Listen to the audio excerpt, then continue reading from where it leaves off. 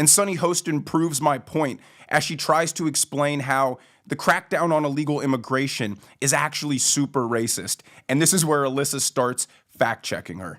In terms of the immigration thing, I think this is not that different from what happens in Europe. You can have this sort of golden visa through real estate in places like Portugal and Spain and Greece. A lot of the Caribbean. So this would be the most expensive golden visa.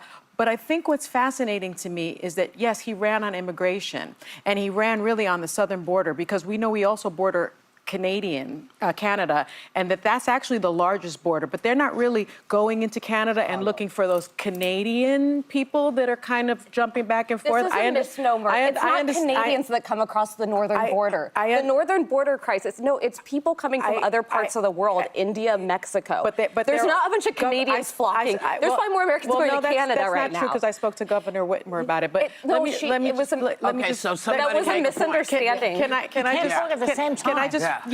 Can I just finish what I was saying so that I don't 6,000 Canadians. so that I don't lose my thought?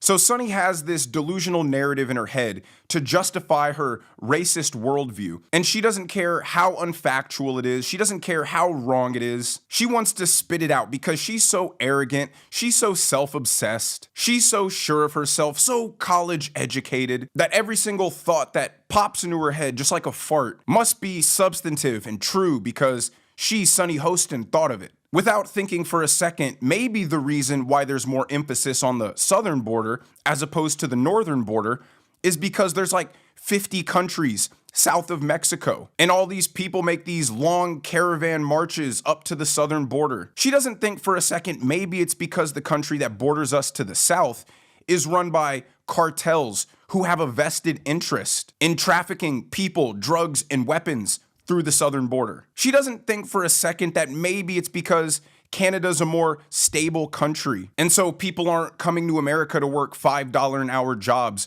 because that's significantly better than the alternative at home. And Alyssa's trying to explain this to her, trying to help her, trying to stop her from embarrassing herself on national TV.